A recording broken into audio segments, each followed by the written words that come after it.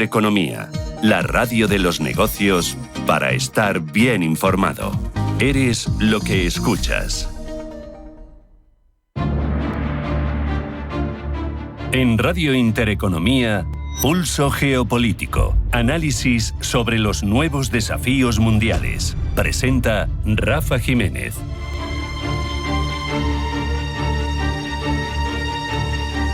Bienvenidos a Pulso Geopolítico. Ese conflicto que se vive desde hace más de 3 años en Ucrania tenía en principio, por circunstancias, por declaraciones de diversos orígenes, puesta en este mayo, en estos mediados de mayo de 2025, una esperanza bastante grande. Pero al final el encuentro de Estambul se ha materializado en una realidad mucho más descafeinada de lo que estaba previsto en las expectativas iniciales. Al final se reúnen enviados de menor rango y ese desajuste entre lo que ofrecía en principio Kiev, Volodymyr Zelensky, acudir en persona, y la asistencia prevista de Putin, luego el amago de Trump también con asistir, pero al final la ausencia de ambos, que ha provocado que no estén ninguno de los tres, nos ha desinflado bastante las expectativas. El hecho es que esto merece una reflexión sobre el punto en el que está el desencuentro en este ámbito, en la parte negociadora, porque hay una guerra en marcha y sabemos que ahora mismo, con lo enquistado que parece el conflicto, sin demasiados avances por ninguna de las dos partes, todo apuntaba a que esta herramienta, la de las negociaciones, iba a ser la que iba a conseguir terminar con el enfrentamiento, y sin embargo están pesando precisamente cuáles son los intereses de cada una de las partes ahora mismo. Los objetivos políticos de Rusia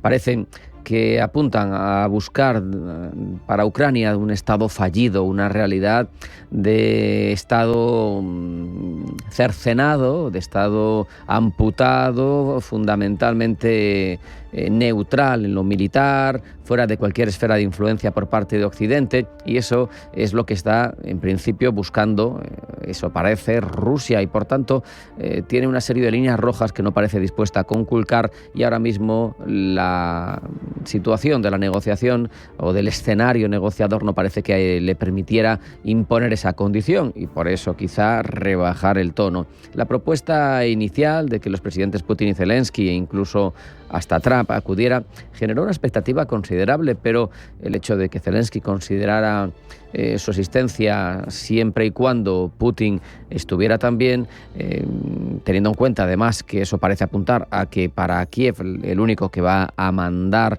retirarse a las tropas va a ser Putin, obviamente ningún otro funcionario del Kremlin, pero el hecho de que al final se reúnan enviados de bajo nivel lo que nos envía es un mensaje geopolítico de poco optimismo respecto de lo inminente de una paz duradera. Enviar a ministros o representantes técnicos no es más que una forma de mantener abiertos los canales de comunicación, tantear el terreno, gestionar una narrativa de estoy dispuesto a hacer cosas para que esto termine, pero desde el punto de vista diplomático, sin comprometer ningún resultado y también sin demostrar posibles debilidades ante los tuyos o renuncias a objetivos estratégicos como esa amputación de Ucrania en este caso.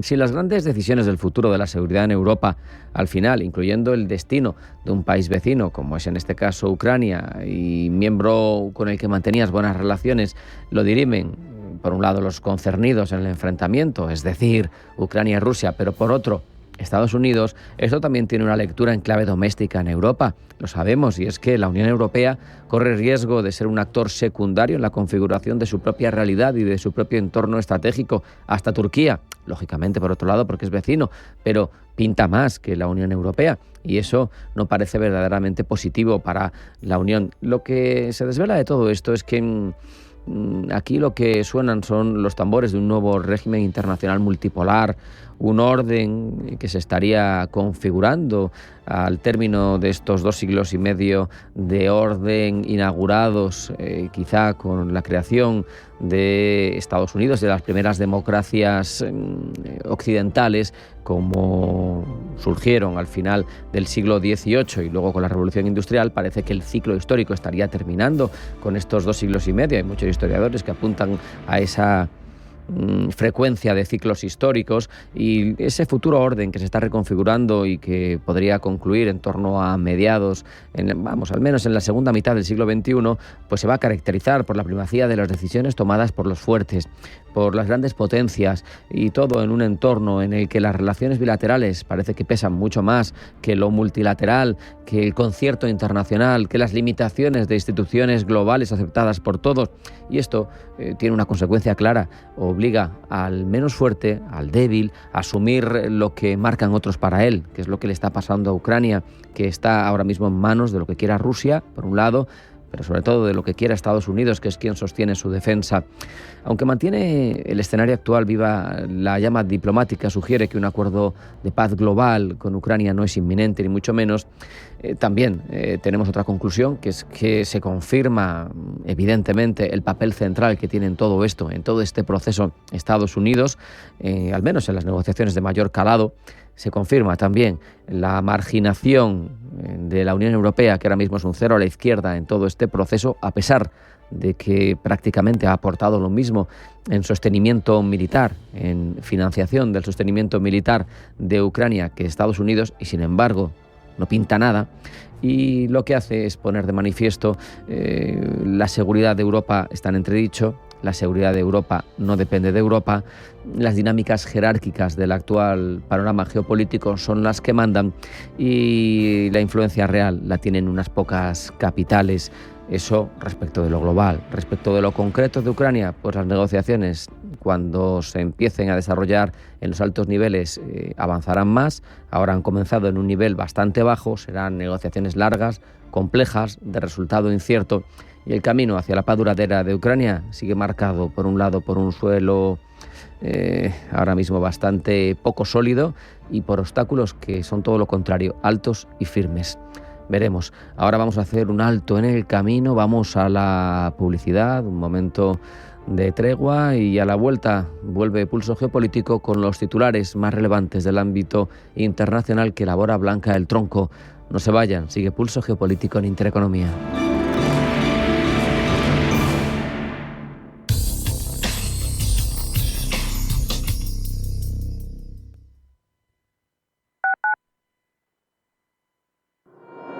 La comarca de Las Vegas y Alcarria madrileña, tierras de bodegas e historia. Descúbrelas a través de sus paisajes únicos, rutas y valles bañados por ríos, bodegas y patrimonio. Enclaves rurales, desconocidos de nuestra región, con museos únicos como Casa Cueva en Tielmes, el Museo de la Molinería en Morata de Tajuña o el Museo Etnográfico La Posada en Chinchón. Y si buscas entornos naturales, la comarca de Las Vegas y Alcarria te ofrece rutas como los Cortados en Titulcia, la senda ecológica del Tajo en Villamanrique de Tajo, o visitas a las huertas de Fuentidueña de Tajo o Carabaña. Madden Rural, el Madrid que no te esperas.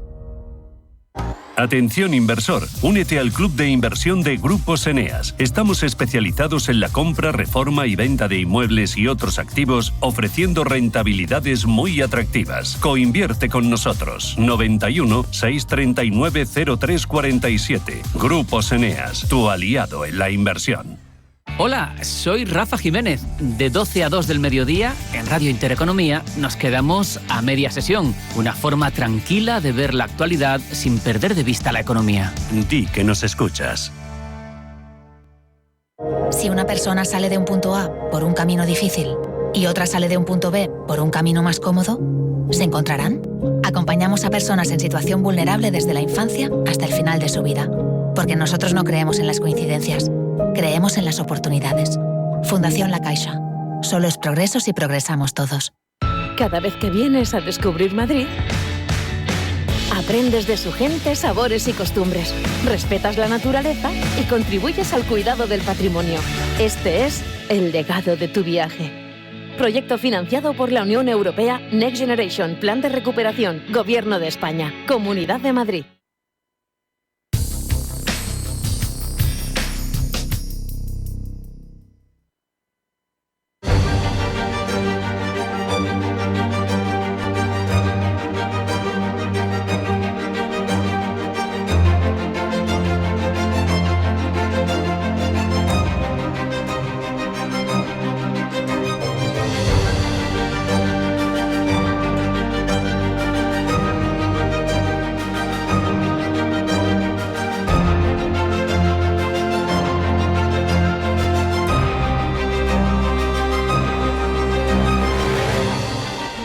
Vamos ya con el repaso de todas esas informaciones verdaderamente relevantes del ámbito internacional. Primero, en forma de titulares que elabora Blanca del Tronco. Blanca, bienvenida, buenas tardes. Buenas tardes. En marcha, en Estambul, conversaciones de paz entre Ucrania y Rusia. Hoy las delegaciones de Ucrania y Rusia se reúnen en Estambul. Ejerce de anfitrión el ministro de Exteriores turco, Hakan Fidan, ex jefe de los servicios secretos. No se esperan grandes avances de las conversaciones después de que Putin declinase ayer viajar a Estambul para reunirse con Zelensky. Tampoco lo hará finalmente Donald Trump, quien ha confirmado desde Dubái, última escala de su gira por Oriente Próximo, que volverá a Estados Unidos sin pasar por Turquía. Eso sí, Trump asegura que se reunirá con Putin tan pronto como sea posible. En Albania, entre tanto, cumbre de la Comunidad Política Europea. Los líderes de decenas de países europeos se reúnen en Tirana en una cumbre centrada en la guerra de Ucrania y los posibles contactos entre las partes enfrentadas para alcanzar un alto el fuego. Sobre la mesa, además, el conflicto en Gaza. Sobre el terreno, Israel ha recrudecido en las últimas horas su ofensiva con un centenar de fallecidos, a pesar de que las negociaciones de paz continúan en marcha, aunque sin avances. Tanto los mediadores como Hamas consideran que Estados Unidos no ha cumplido su compromiso. Donald Trump cierra en Abu Dhabi su gira por Oriente Medio. Gira en la que ha recibido un baño de honores y pompa y que el mandatario estadounidense ha centrado en obtener de los estados petroleros del Golfo miles de millones de dólares en inversión en inteligencia artificial, defensa o aviación, pero con escasos avances en asuntos como Irán o Palestina. Recta final de la campaña en Portugal. Los líderes de los principales partidos políticos de Portugal, con el primer ministro conservador Luís Montenegro y el socialista Pedro Nuno Santos como favoritos, cierran en Lisboa la campaña electoral de los comicios legislativos del domingo. Elecciones también en Rumanía. Allí el voto de cientos de miles de rumanos emigrados será decisivo en la segunda vuelta de las presidenciales de este domingo, en cuya primera ronda arrasó el nacional populista George Simeon, en buena parte gracias al apoyo de una diáspora que manifestó así su enfado con los partidos tradicionales. Y tripleta de elecciones presidenciales, en este caso en domingo y en Polonia. A punto de concluir su segundo y último mandato, Andrzej Duda dejará tras las elecciones presidenciales del domingo un país que, aunque más seguro y relevante internacionalmente, está también más dividido y enfrenta serios retos institucionales pendientes.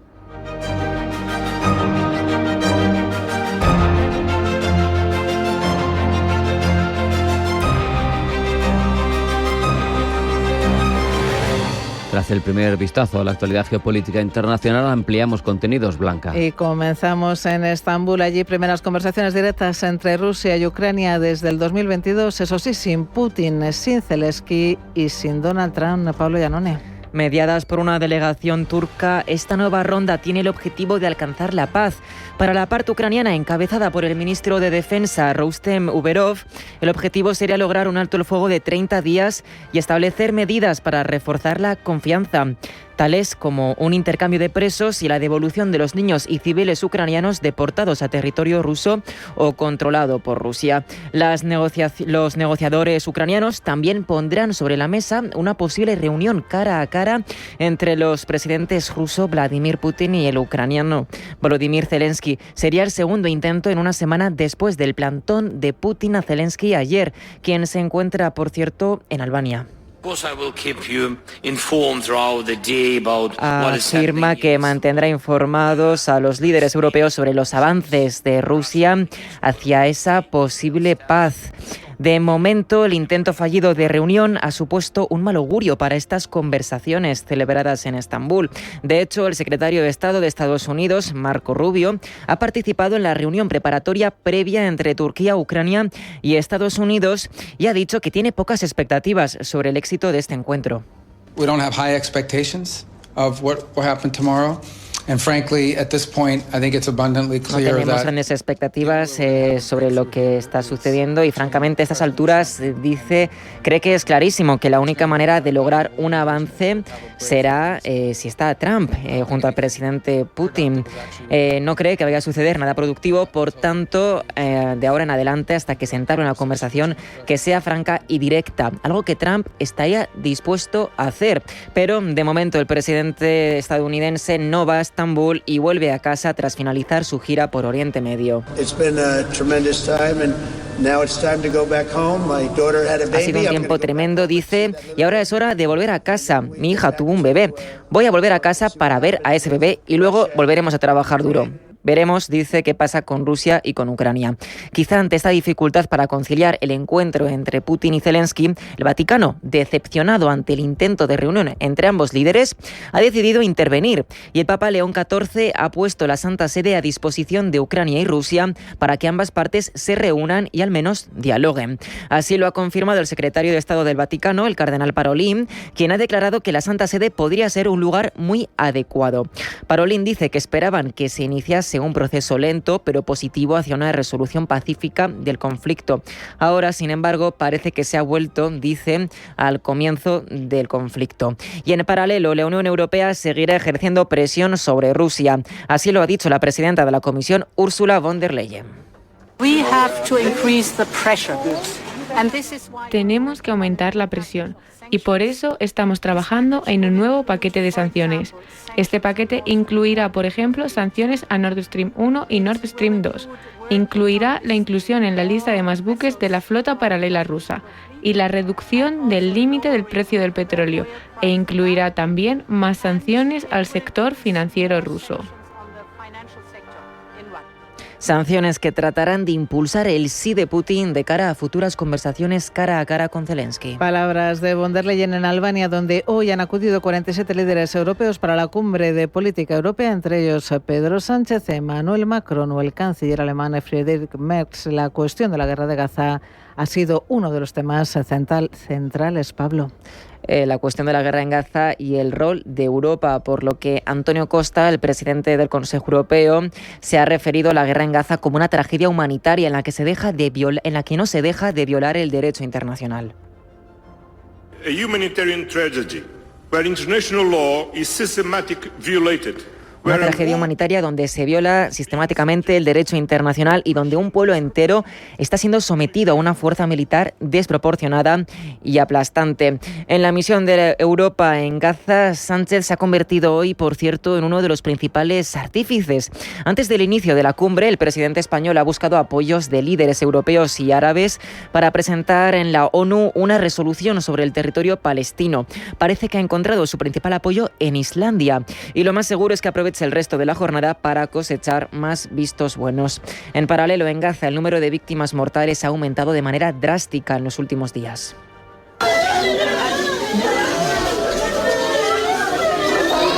Israel ha intensificado sus ataques aéreos, especialmente en las zonas de Deir al-Balah y Khan Yunis, resultando en más de 100 muertos en apenas 48 horas. El primer ministro israelí, Benjamin Netanyahu, ha declarado que las operaciones militares continuarán bajo fuego, utilizando la presión militar como herramienta en las negociaciones que están teniendo lugar ahora mismo en Qatar, en Doha, entre Jerusalén y Hamás. El grupo chiita pide un intercambio de prisioneros, la retirada total de las fuerzas israelíes, permitir que toda la ayuda llegue a Gaza y también la reconstrucción de la franja sin inmigración forzosa.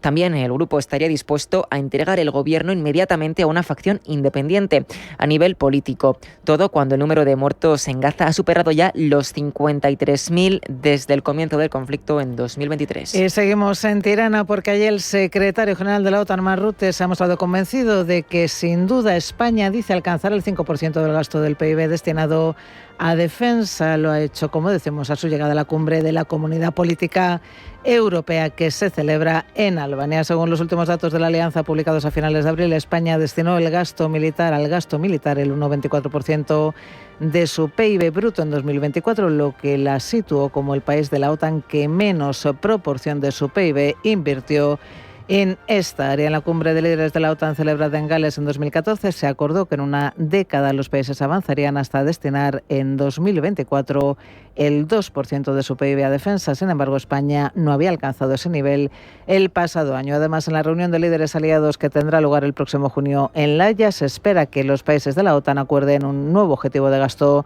militar que no sea inferior al 3 o al 3,5% de su PIB, en un contexto marcado por la presión del presidente estadounidense Donald Trump para que Europa y Canadá inviertan más en defensa. Y nos fijamos precisamente en Donald Trump. Concluye la gira del presidente estadounidense por Oriente Medio, una gira que ha marcado un significativo cambio en la política exterior de Estados Unidos, priorizando acuerdos económicos y diplomáticos con las monarquías del Golfo y relegando a Israel a un segundo plano. Paloma Arnaldos. Donald Trump regresa a Estados Unidos con la firma de acuerdos por más de $4 billones con Arabia Saudí, Qatar y Emiratos Árabes Unidos. Acuerdos que incluyen contratos de armamento y aviación valorados en $600.000 millones que contemplan, según la Casa Blanca, el mayor acuerdo de ventas de armas de la historia. La gira de Trump termina además con varios anuncios, como el levantamiento de sanciones a Siria para apoyar su reconstrucción post-Assad y un acuerdo nuclear con Irán tras las negociaciones en Omán. Gira también con polémica, y es que, a pesar de proclamarse aliados, Israel ha sido excluido de las negociaciones clave, como el acuerdo con los hutíes en Yemen y las conversaciones con Hamás que resultaron en la liberación de un rehén estadounidense. Desde Estados Unidos, la prensa ha hecho un amplio seguimiento de esta gira, resaltando los acuerdos comerciales, pero subrayando también ciertos conflictos éticos de Donald Trump. Por ejemplo, el haber aceptado un avión presidencial valorado en $400 millones de Qatar. Cuestionada también la decisión de Trump de levantar las sanciones a Siria y de reconocer a Ahmad al-Sharaa como su nuevo presidente. Acciones, dice la prensa estadounidense, que podrían legitimar a un régimen cuestionado y complicar aún más la situación en Gaza. Donald Trump, por cierto, ya se lo hemos contado, volará directamente a Estados Unidos sin pasar por Estambul. Así lo ha dicho el presidente estadounidense desde Abu Dhabi, donde ha anunciado además que Washington enviará cartas a los países para decirles cuánto pagarán por hacer negocios en Estados Unidos. Y al mismo tiempo tenemos 150 países que quieren llegar a un acuerdo, pero no se puede ver a tantos, así que en un momento dado, durante las próximas 2 o 3 semanas, creo que Scott y Howard enviarán cartas diciéndoles a la gente que sería muy justo, pero les diremos cuánto pagarán por hacer negocios en Estados Unidos. Trump ha hecho referencia además al fantástico acuerdo, ha dicho, comercial suscrito con el Reino Unido y ha avanzado otro importante acuerdo con China que está, dice, en proceso de formación.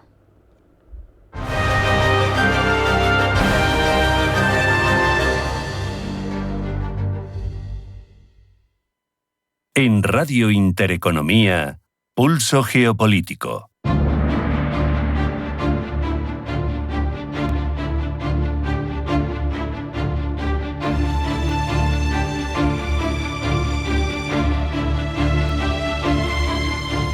Ahora afrontamos ese desafío que supone entender cómo las distintas cabeceras de los diferentes países abordan una misma realidad geopolítica internacional, donde se ve el sesgo de los medios de comunicación en función de intereses. Eso lo desarrolla en cada una de nuestras ediciones Pablo Llanone. Pablo, bienvenido, buenas tardes. Buenas tardes. Hablamos de la gira de Donald Trump por Oriente Medio. Nos deja gran variedad de titulares. En el Washington Post nos cuentan que Emiratos Árabes Unidos, en Abu Dhabi, Trump ha hecho su primera visita a una mezquita como presidente. Ha sido un gesto notable, dice el rotativo estadounidense, para un hombre cuya carrera política ha estado marcada por la intolerancia y el desprecio hacia los musulmanes. Con esto, dice el rotativo, muestra su voluntad de acceder a normas culturales desconocidas para forjar asociaciones potencialmente lucrativas. En Fox News, entre tanto, vemos cómo nos cuentan que el presidente de Emiratos Árabes, el jeque Mohammed bin Zayed, otorga el máximo honor civil a Trump. Ha sido para reconocer, en palabras del mandatario árabe, los excepcionales esfuerzos de Trump por fortalecer los antiguos lazos de amistad y asociación estratégica entre ambos países. Fox News nos recuerda que es la primera visita de un presidente a esta nación del Golfo desde el viaje de Bush en 2008. Y Al Jazeera, entre tanto, nos cuenta que el presidente estadounidense ha firmado un acuerdo de inteligencia artificial por nada menos que $1,4 billones con Emiratos Árabes Unidos. Esto ha sido justamente tras visitar la mezquita de la que nos hablaba Washington Post. Trump se reunió ayer con el presidente emiratí, el jeque Mohammed bin Zayed, como decíamos, para anunciar este nuevo acuerdo. Eliminará las restricciones que Washington impuso a Abu Dhabi para construir centros de datos fuera de Estados Unidos. Esto por temor temor a que China accediese a la tecnología punta. Ahora, Abu Dhabi no solo tendrá el beneplácito de Trump para expandir sus inversiones en inteligencia artificial en otros países, sino que además se compromete a, en palabras de la Casa Blanca, invertir, construir o financiar centros de datos estadounidenses que sean tan grandes y potentes como los de Emiratos Árabes Unidos. Abordamos esta noticia, pero desde otra óptica, la de un gran rotativo de un país relevante de la Unión Europea. Le Monde, el periódico galo, nos cuenta que Trump culmina su gira por el Golfo en Abu Dhabi con vertiginosas promesas de inversión. El medio destaca otros hitos que Trump ha sembrado en la región. Ha transmitido, dice, un renovado optimismo sobre un acuerdo nuclear con Irán y ha sido el primer presidente estadounidense en 25 años en reunirse con un líder sirio, Ahmed al-Shara. Y además no con un líder sirio cualquiera, porque proviene de un grupo terrorista islamista, y la reunión tuvo lugar después incluso de que Donald Trump levantase sanciones impuestas a Damasco. Para Al Jazeera, esta situación alimenta los sueños de una reactivación económica para el país. Los analistas esperan que esta medida reintegre a Siria en la economía mundial y atraiga la tan necesaria inversión a un país que intenta recuperarse de más de 50 años de dominio familiar dinástico. Dice también recuperarse de una guerra de casi 14 años. Por lo pronto, el impacto de la decisión de Trump ha tenido un efecto casi inmediato, ya que la libra siria se ha fortalecido frente al dólar estadounidense en aproximadamente un 25%. Aún así, los analistas apuntan a que hay sanciones que serán complejas de eliminar y se preguntan si realmente el presidente estadounidense podrá cumplir con lo prometido. Para empezar, sería necesario eliminar la designación de Estado terrorista impuesta por la Casa Blanca en 1979, labor que competiría actualmente al secretario de Estado Marco Rubio.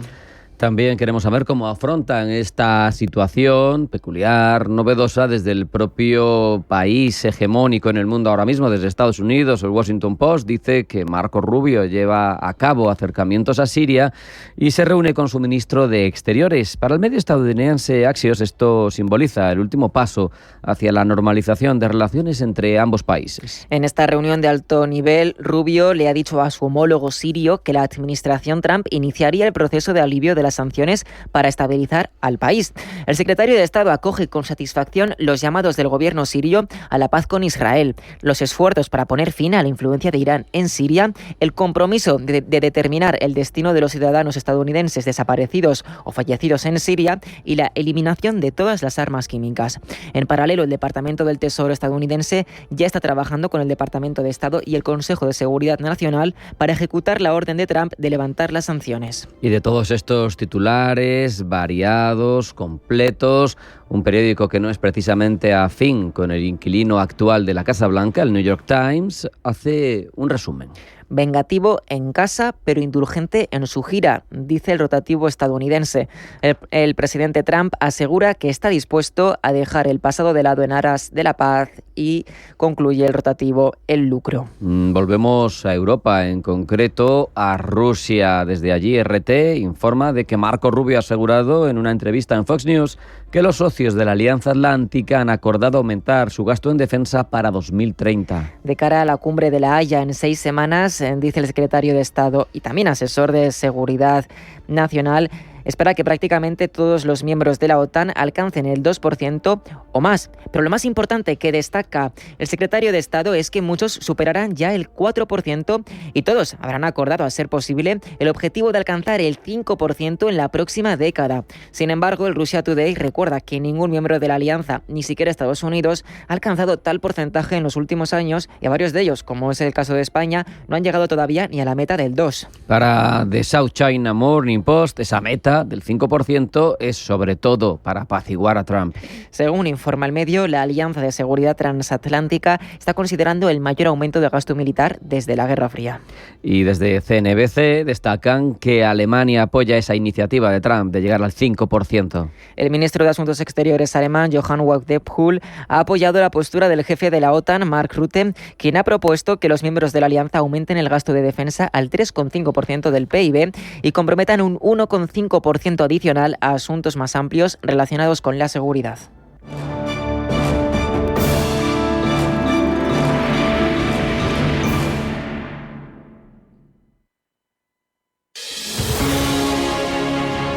Desde Caja Rural queremos apoyar a quienes permanecen aquí y depositan su confianza en nosotros por cercanía, eficacia, profesionalidad y compromiso con nuestra tierra.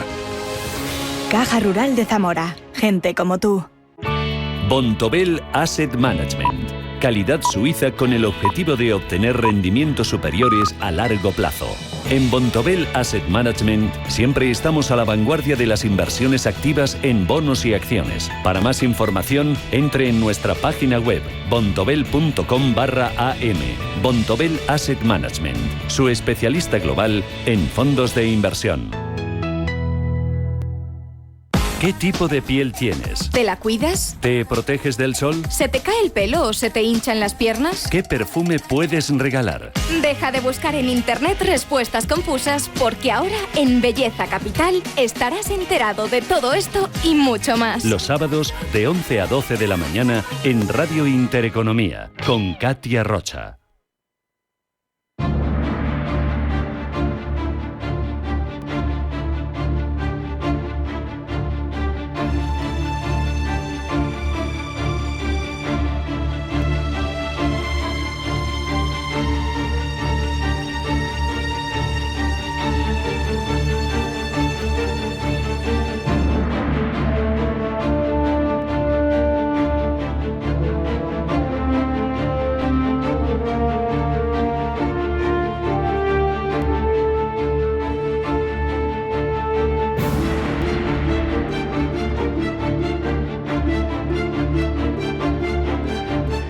En la compleja búsqueda de autonomía estratégica por parte de Europa, una baza verdaderamente fundamental es la defensa nuclear.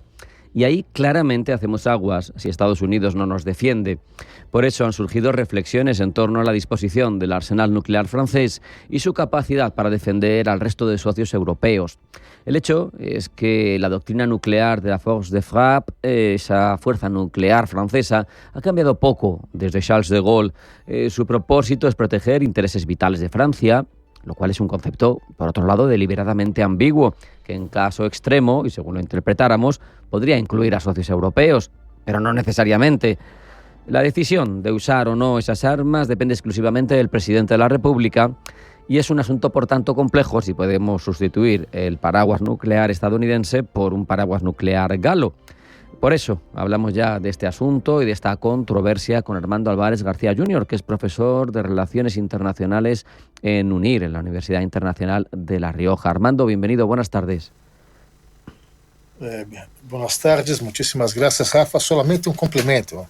También soy profesor de Derecho Internacional Público. Lo cual es interesante, ¿verdad? Lo cual incorpora otra faceta en ese carácter poliédrico de la realidad internacional, desde luego. Armando, las recientes declaraciones del presidente Macron sugiriendo una apertura a poder discutir ese despliegue de armas nucleares francesas en otros países europeos parece, en principio, un giro en la postura tradicionalmente soberana de Francia respecto de su fuerza de disuasión nuclear. ¿Cómo lo ves tú? Bem, efetivamente, em sua entrevista realizada el 14 de maio em Canal 1 da televisão francesa, o presidente Macron confirmou por primeira vez que abre a porta a desplegar bombardeiros nucleares franceses em território de sócios europeus, bajo, logicamente, mando exclusivo francês. Este anúncio, desde minha perspectiva, amplia a doutrina histórica de soberania nacional, incorporando uma dimensão europeia limitada. Normalmente Macron, en principio, cuando ha respondido a este tipo de cuestiones, ha condicionado esa posibilidad a que Francia mantenga control total sobre el uso de estas armas, a que los anfitriones asuman los gastos de tenerlas. Pero claro, yo te pregunto, Armando, ¿esto es una condición aceptable para otros socios europeos? Porque al final esto tiene implicaciones, ¿no?, para el concepto de disuasión nuclear europea en global. Bem, varia dependendo do governo de cada país, porque Macron estabeleceu 3 princípios 3 princípios inegociáveis: não financiar a segurança ajena, não comprometer a capacidade defensiva de França e manter o controle único sobre o uso de armas. Né? E estas condições são coerentes com o Tratado de Não Proliferação Nuclear, uma série de elementos jurídicos que não vou comentar agora, e resultam assumíveis para países como Polônia, né, aunque generan reservas en Alemania e Italia.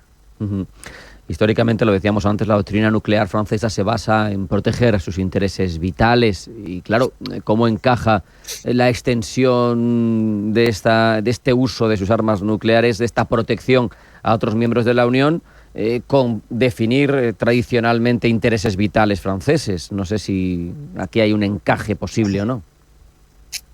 É uma pergunta muito boa esta. A doutrina de interesses vitais se formula de maneira deliberadamente ambígua. Está contemplada na Constituição francesa, também está vinculada ao que estipula a Carta das Nações Unidas, a Carta de São Francisco. E Macron ha aclarado que agora inclui ameaças graves a aliados europeus, né, permitindo desta forma justificar legalmente a extensão do paraguas nuclear sem modificar a base doutrinal existente. Claro, pero todo esto al final, si se implementa de una u otra manera, tiene repercusiones sobre una Europa que está intentando conseguir una autonomía estratégica. Por tanto, Armando, ¿de qué forma la propuesta Gala desafía o contribuye, en tu opinión, lo que sea, a la construcción de una autonomía estratégica que es de nivel global, de Unión Europea? Bem, a iniciativa reforça a autonomia europeia ao oferecer paraguas nuclear próprio, complementário ao estadunidense. Né?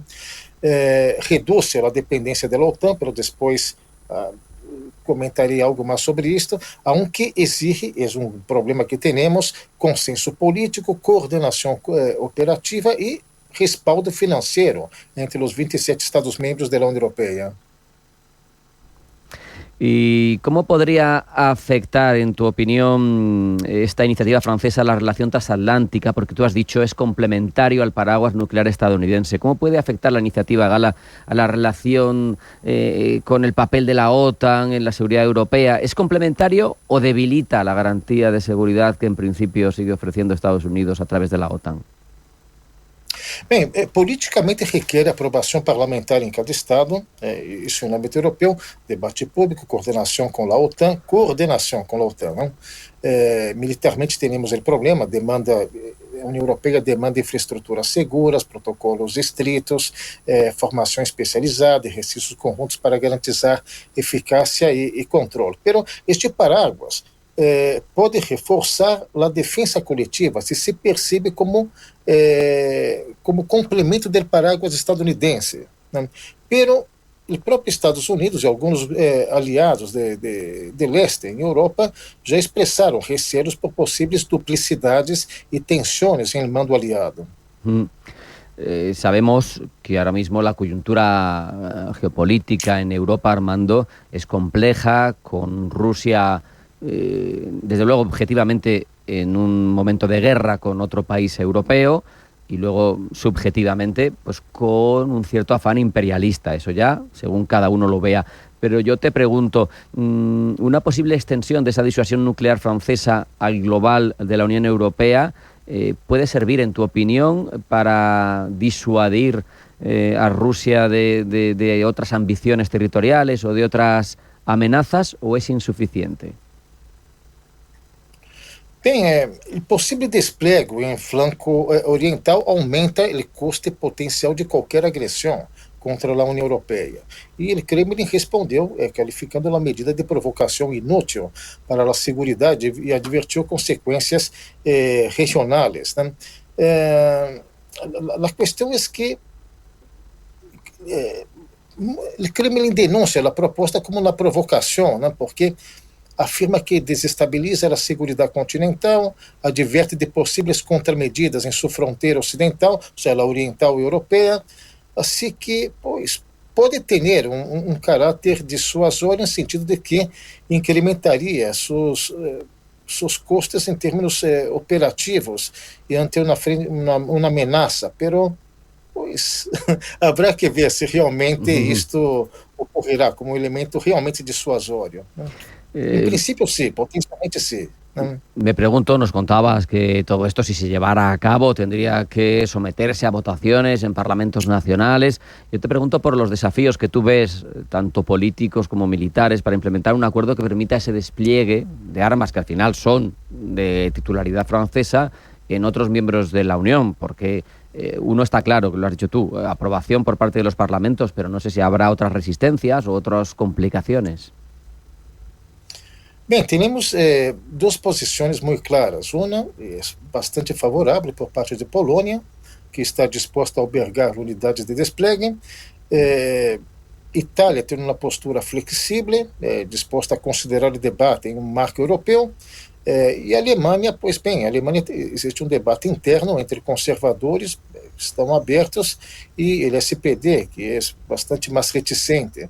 E hasta que ocorra uma postura realmente coesa por parte dos distintos Estados-membros da União Europeia, seguiremos o passo que habitualmente existe na União Europeia, né?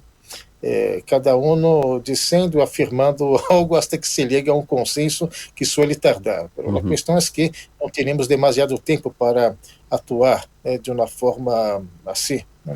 Me llama mucho la atención, Armando, cuando nos cuentas esas resistencias, esas reticencias por parte de algunos partidos de Alemania, porque ahora mismo Alemania tiene un acuerdo y un modelo nuclear sharing donde acepta, de hecho, por un lado que haya bombas nucleares estadounidenses en su territorio, pero es que incluso las que están en la base de Büchel, en Renania-Palatinado, en caso de guerra serían transportadas incluso por aviones alemanes al escenario donde tuvieran que ser utilizadas.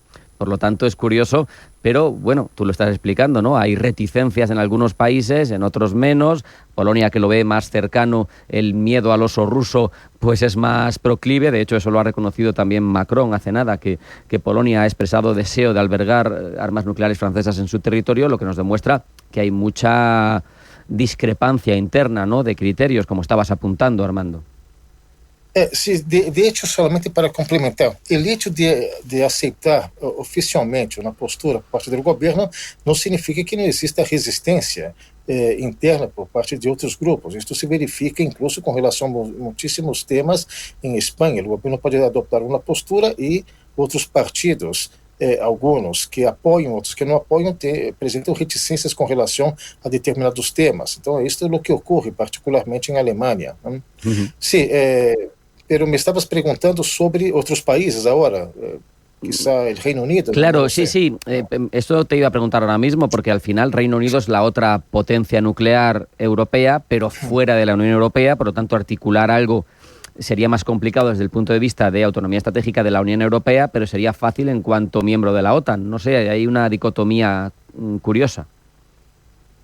Bem, é interessante porque o Reino Unido, apesar de estar desconectado desde o Brexit, né, é um país importante, poderoso, mantém um arsenal próprio e, logicamente, dentro de lo que se está planteando é coordenar-se com França, né, incluso em virtude de acordos bilaterais, como o Tratado de Lancaster House de 2010, né, pois assumiria um rol protagonista, né, está tentando ocupar um espaço importante ahora mismo, el Reino Unido. Quiero preguntarte, casi para terminar, Armando, si tú consideras que esa propuesta de Macron es un paso fundamental, necesario, casi de índole práctica, pragmático, hacia esa mayor autonomía y mayor seguridad europea en el actual contexto geopolítico, o si tú crees que con las reticencias de una Unión Europea tan dividida, tan compleja para tomar decisiones, va a ser de difícil implementación. ¿Crees que esta oferta tiene recorrido y va a ser útil o no? Yo diría, Rafa, que es un paso ambicioso que eleva la disuasión y autonomía europea, pero que entranha evidentes riscos políticos, jurídicos e estratégicos, né? Havia comentado anteriormente, requer consenso, claridade doutrinal, confiança mútua e coordenação com a OTAN para ser viável. Eu diria isto. Pues con esta reflexión nos vamos a quedar. Armando Álvarez García Jr., profesor de Derecho Internacional Público y de Relaciones Internacionales en UNIR. Ha sido un placer hablar contigo y pulsar contigo la conveniencia o no, el análisis de esta oferta, de esta posible oferta de Francia para proteger con su arsenal nuclear al resto de socios europeos. Muchas gracias, Armando. Un abrazo. Hasta la próxima. Muchísimas gracias, Rafa. Muchísimas gracias a todos. Un abrazo enorme. Hasta la próxima. Chao.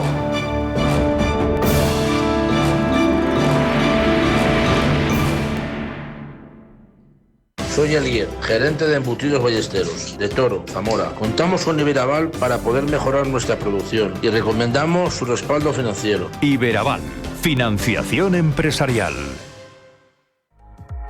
Suscríbete al Economista y toma las mejores decisiones de inversión. Recibe un año a domicilio el periódico económico líder de audiencia, ahora con un 20% de descuento, e incluye una tarjeta regalo de 100 euros para comprar en El Corte Inglés. Entra en eleconomista.es suscripciones y no dejes pasar esta oferta exclusiva. El Economista, el diario de los que toman las mejores decisiones. Viajes, destinos, cultura, gastronomía hacen diferente a cada viajero. Recorre el mundo cada semana con nuestro programa de viajes Clase Business. Descubre los mejores destinos de lujo y experiencias exclusivas de una manera diferente. Cada sábado de 12 a 1 del mediodía, escucha Clase Business con Elena Fraile en Radio Intereconomía.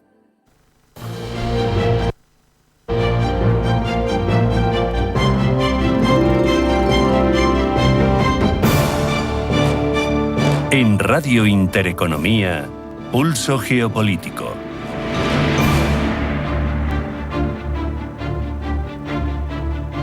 Seguimos desgranando las complejidades de la realidad geopolítica actual, en la que vemos cómo recursos estratégicos, influencia económica se entrelazan con conflictos armados, con la reconfiguración del poder, con los pactos y los apoyos. Me estoy refiriendo, lógicamente, a ese acuerdo entre Estados Unidos y Ucrania sobre minerales y recursos naturales, porque ¿a quién beneficia más? ¿Qué garantiza a futuro? ¿Cómo analizamos, cómo desgranamos el acuerdo? Hablamos de ello con Amin Lejarza de Bilbao, analista internacional. Amin, bienvenido, buenas tardes. Muy buenas tardes, Rafa. Un placer siempre estar aquí con vosotros. ¿Cómo afrontas ese acuerdo? ¿Cómo lo ves tú en un primer vistazo? ¿Es un acuerdo puramente económico? ¿Es un acuerdo implicado en control posterior? ¿Qué va a traer? ¿Cómo suena la música del acuerdo?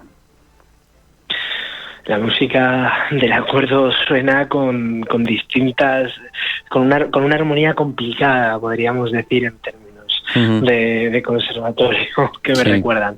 ¿Por qué? Pues muy sencillo, suena complicada porque creo que estamos asistiendo a un escenario donde la geopolítica se ha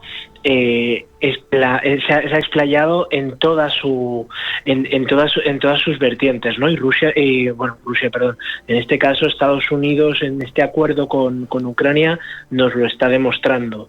Nos está demostrando cómo hoy podía estar negociando con Putin y mañana puede estar cerrando un acuerdo con Ucrania, porque al final los intereses bailan y al final todo, como diríamos aquí en España, ¿no? La pela es la pela y el dinero manda. Y al final cuando Donald Trump ha conseguido de algún modo llegar a esos acuerdos, como siempre creo que hemos venido hablando además en anteriores ocasiones, y desde este segundo mandato del presidente Trump, cuando él ha conseguido esos acuerdos económicos, ha virado sin ningún tipo de margen y sin ningún tipo de estupor hacia donde digo, a la hora de cerrar.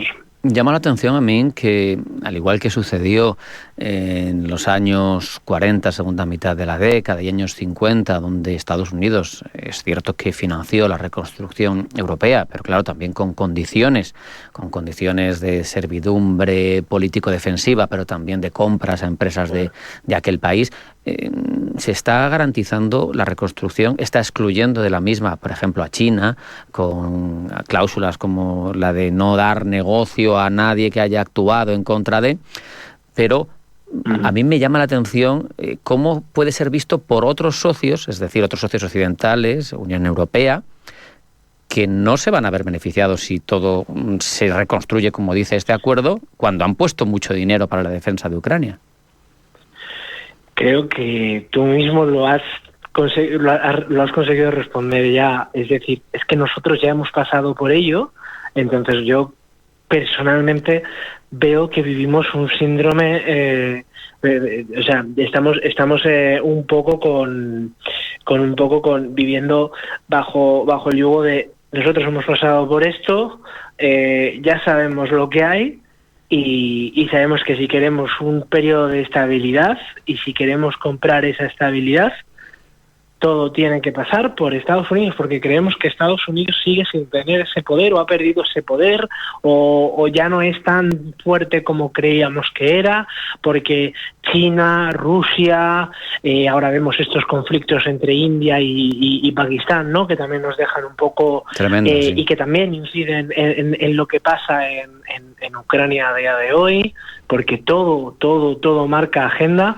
Entonces, Bruselas no es que no se pueda mover. Bruselas es que es un sistema en el cual nosotros al final somos estados soberanos con nuestras deficiencias o con nuestras tensiones, ¿no? También hacia lo que viene a ser las instituciones europeas. O sea, vamos a llamarnos evidentemente un Estado supranacional imperfecto aún y con mucho camino por recorrer, pero con decisiones propias, y Estados Unidos no. Entonces Estados Unidos, y en Bruselas sabes que Estados Unidos puede tomar la delantera a la hora de llevar a cabo unas buenas decisiones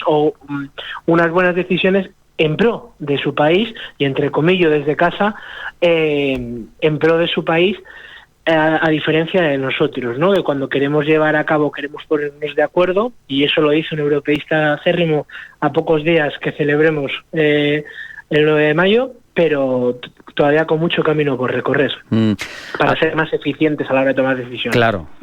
Aquí nos falta, hemos repasado Estados Unidos, hemos repasado Ucrania, hemos repasado Europa, Unión Europea, pero nos falta Rusia. Para Rusia, ¿qué supone este acuerdo? Porque al final, por un lado, parte de los territorios que ahora controla de forma efectiva tienen importantes reservas, yacimientos de esas tierras raras, con lo que tampoco está claro que vaya a sacar mucho de Ucrania a Estados Unidos, pero sobre todo esto lo puede ver el Kremlin como una garantía de apoyo a Ucrania que va a alargar la guerra, porque no se ha pronunciado, al menos oficialmente, el Kremlin sobre ello. Kremlin creo que todavía está esperando también para ellos, como bien sabemos, el 9 de mayo es también una fecha importante. Sí.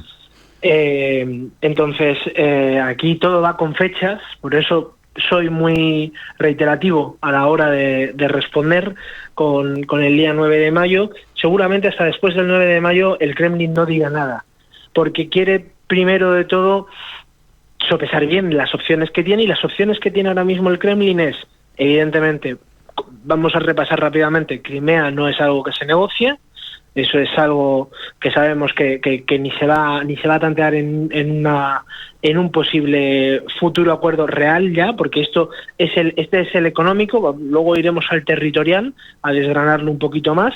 Entonces el Kremlin se va a quedar seguramente con lo que es el Donbass, con lo que es Crimea, y veremos lo que quiere o no quiere todavía en otros aspectos a la hora de decir, queremos poder seguir, o sea, el Kremlin lo que va a querer es seguir manteniendo el soft power dentro de las instituciones ucranianas. Eso es lo que más le interesa al Kremlin, y eso es algo que se nos olvida. Nos centramos en que consigan territorio y no nos centramos en el soft power que ha tenido siempre, que es a lo que se veía abocado a perder con la llegada de Zelensky al poder en Ucrania, y es por lo cual desde el Kremlin dijeron no, esto no vamos a dejarlo, claro. No vamos a dejar. Además que recordar el Euromaidán, Amin y Yanukovych, etcétera, ¿no? Porque ese cambio que se promueve desde la Secretaría de Estado de Estados Unidos condiciona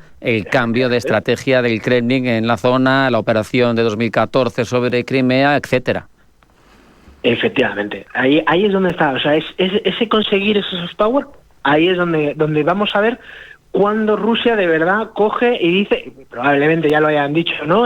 Por ejemplo, en las reuniones en Riad, probablemente se haya hablado, pero yo estoy esperando a una declaración clara, concisa, pública, en este caso, hablando a nivel público, donde se diga, nosotros queremos, y aunque no lo digan de una manera muy tácita, pero sí todo el mundo leamos que se lea entre líneas. Aquí se quedan con efectivamente, aquí se quedan con el poder, o aquí tienen un poco de manejo del poder dentro de las instituciones ucranianas, que es lo que a ellos, o es la táctica que Putin, desde que llega al poder, siempre ha querido mantener en las antiguas repúblicas soviéticas. Claro, mira, ahí tienes a Lukashenko, etcétera. O sea, efectivamente. Sí.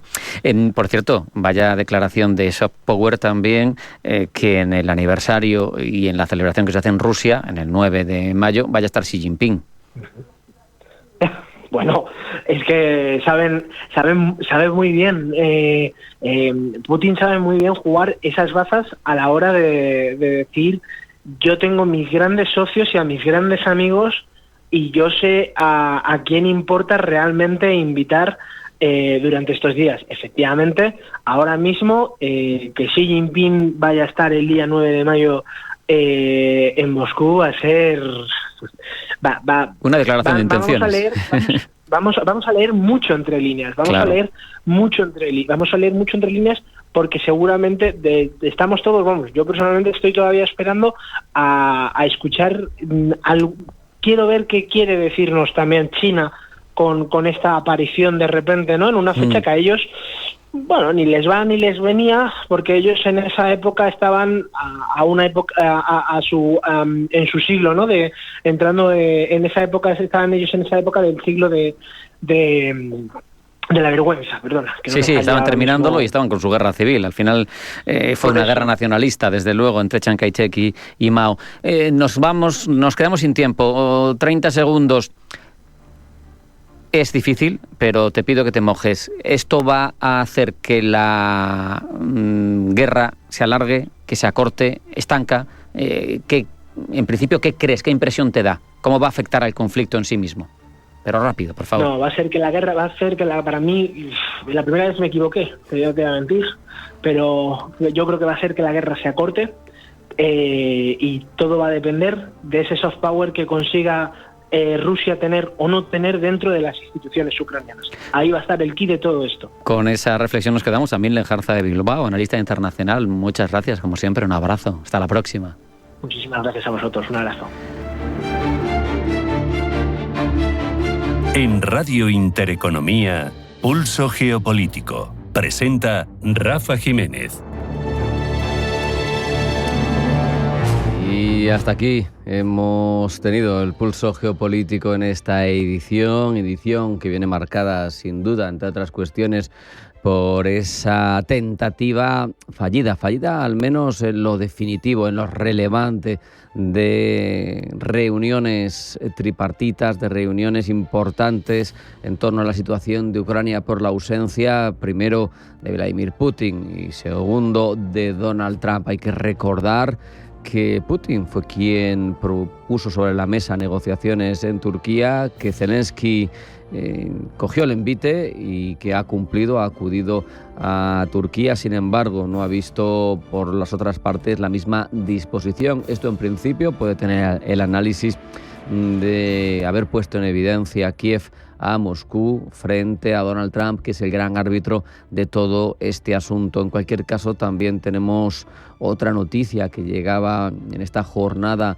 desde Moscú, y es que Putin ha relevado al comandante de las fuerzas terrestres del ejército ruso, a Oleg Shaliukov, según un decreto que se ha publicado con fecha de ayer. Es lo que se destila de las últimas noticias militares de Rusia respecto de su ejército. Hay que recordar que venía siendo máximo general de las fuerzas terrestres desde 2014. Supervisó la intervención militar rusa en Siria y también la ofensiva a gran escala lanzada contra Ucrania. Por lo tanto, novedades en lo militar para el ejército ruso. Hasta aquí hemos llegado, sean felices, pasen buena tarde y sigan acudiendo a sus citas con Pulso Geopolítico en Intereconomía.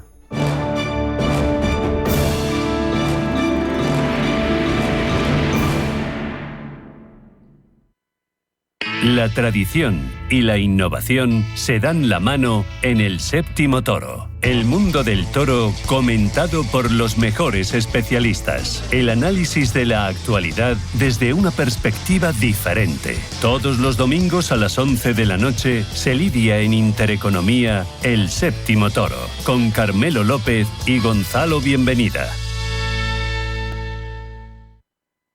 Radio Intereconomía. La información precisa y detallada. La información que usted desea conocer.